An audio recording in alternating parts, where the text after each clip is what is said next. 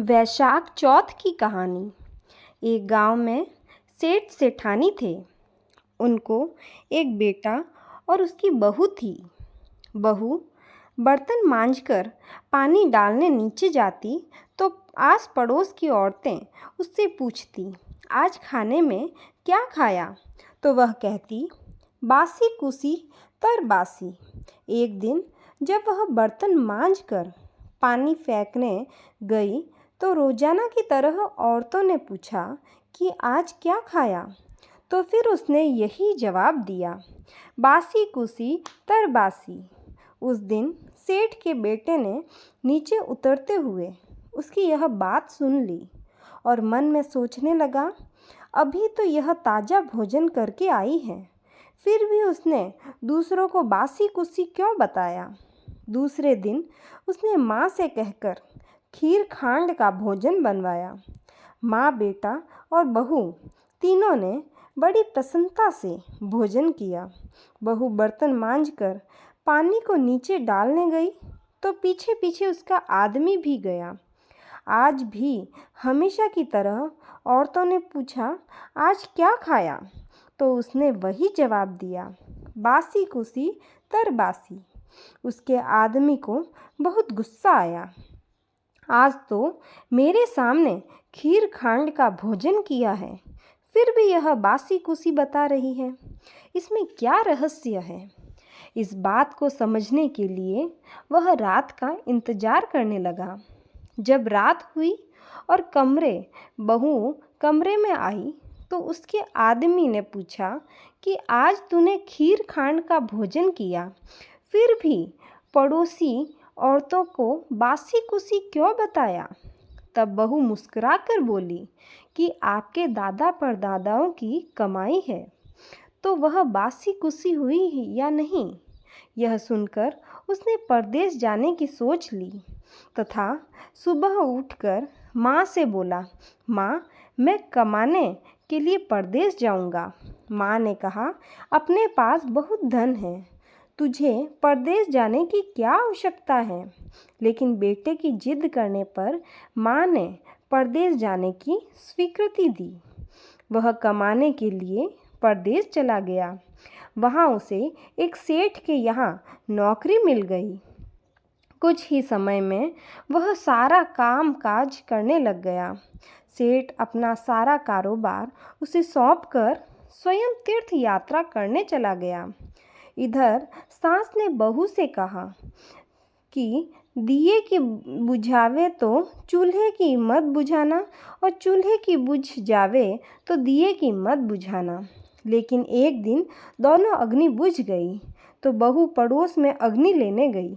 उसने देखा कि वहाँ पड़ोस की औरतें किसी माता का पूजन कर रही हैं। यह देखकर उसने पूछा, आप किस माता का पूजन कर रही हैं? मुझे भी बताओ कि यह किसका व्रत है तथा इसके करने से क्या फल होता है? तो उसमें से एक बोली, हम चौथ माता का व्रत व पूजन कर रही हैं।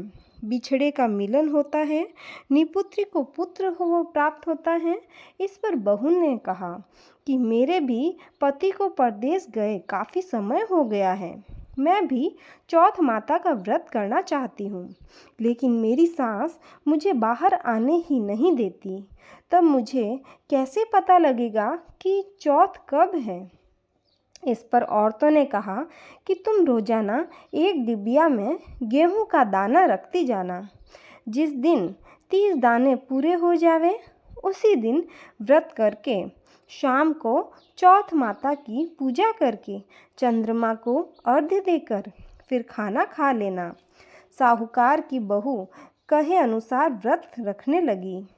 व्रत करते समय काफ़ी समय बीत गया तो चौथ माता ने सोचा कि यदि इसकी नहीं सुनी तो अपने को कोई पूजेगा ही नहीं। तब चौथ माता ने साहूकार के बेटे को अपने सपने में जाकर कहा कि साहूकार का बेटा सो रहा है या जाग रहा है। उसने कहा, न सो रहा हूँ न जाग रहा हूँ, चिंता में पड़ा हूँ। इस पर चौथ माता ने कहा कि अब चिंता छोड़ और तेरे घर जा, तेरे घर जाकर सबकी सुध ले। उसने कहा कि मैं कैसे जाऊं, मेरा कारोबार बहुत फैला हुआ है। तब चौथ माता बोली, सुबह उठकर नहा धोकर दुकान जाकर चौथ विनायक जी का नाम ले और घी का दीपक जलाना, तेरा सारा काम सुलझ जाएगा। तब उसने वैसा ही किया।